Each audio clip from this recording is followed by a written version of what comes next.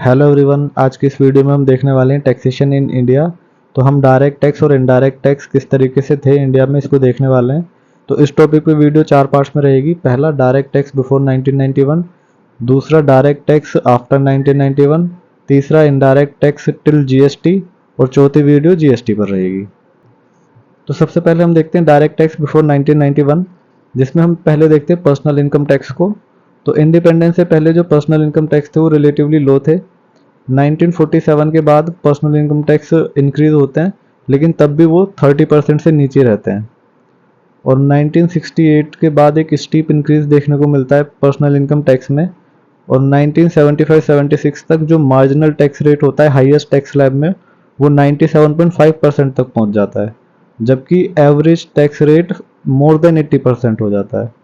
और 1980 के बाद रिडक्शन देखने को मिलता है टैक्स रेट में। 1988 में जो मार्जिनल टैक्स रेट था हाईएस्ट स्लैब में, वो लेस देन 65% आ जाता है और average tax rate less than 52% हो जाता है।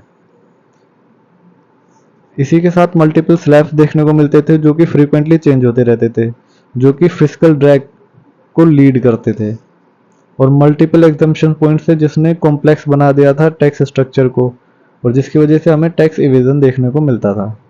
तो जो रेट ऑफ टैक्सेशन थे पर्सनल इनकम पर, वो रिलेटिवली लो रहे ब्रिटिश पीरियड में, जिसका रीजन ये था कि लेस प्रेशर रखा जाए ऑफिसर्स की अर्निंग पर। टैक्स रेट जो है 30% से नीचे रहे फर्स्ट 20 ईयर्स में इंडिपेंडेंस के बाद। और 1968 से एक स्टीप इंक्रीज देखने को मिलता है, 97.5% तक हाईएस्ट टैक्स स्लैब में टैक्स पहुंच जाता है 1975-76 तक। और average income tax rate more than 80% रहता है 1970s में। टैक्स रेट रिड्यूस होता है 1980s में। Marginal tax rate highest tax slab में 65% से नीचे आ जाता है 1988 तक, और एवरेज टैक्स रेट 52% से नीचे आ जाता है। मल्टीपल स्लैब्स थे जो कि फ्रीक्वेंटली चेंज होते रहते हैं और एक्ट करते हैं एज फिस्कल ड्रैग, जिसने टैक्स सिस्टम को बहुत ज़्यादा कॉम्प्लेक्स बना दिया था।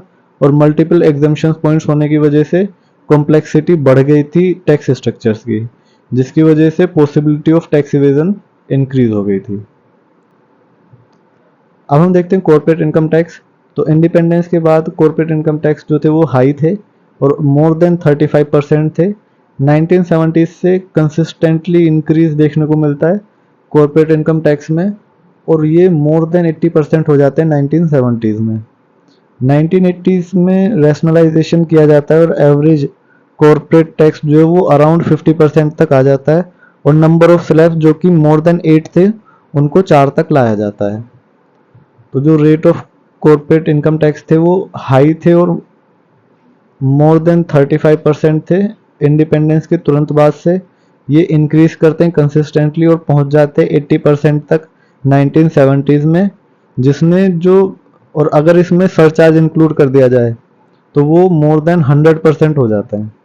तो ये कम्प्लीटली इरेशनल बना देते हैं टैक्स सिस्टम को। मल्टीपल एग्जाम्पशन पॉइंट्स थे, जैसे कि सेविंग्स के लिए एग्जाम्पशंस थी, इन्वेस्टमेंट इन रिमोट एरियाज के लिए एग्जाम्पशंस थी, कंट्रीब्यूशन टू रिलीफ फंड्स के लिए एग्जाम्पशंस दी जाती थी, और डिप्रिसिएशन चार्जेस के लिए एग्जाम्पशंस मिलती थी। पुअर आइडेंटिफिकेशन होता था टैक्स पेइंग फर्म्स का, क्योंकि डोमिनेंस था अनऑर्गेनाइज सेक्टर का। और 1980s में कुछ रैशनलाइजेशन लाया गया और एवरेज कॉर्पोरेट रेट को अराउंड 50% तक घटाया गया, और टैक्स स्लैब जो कि मोर देन 8 थे उनको 4 लाया गया। Thank you.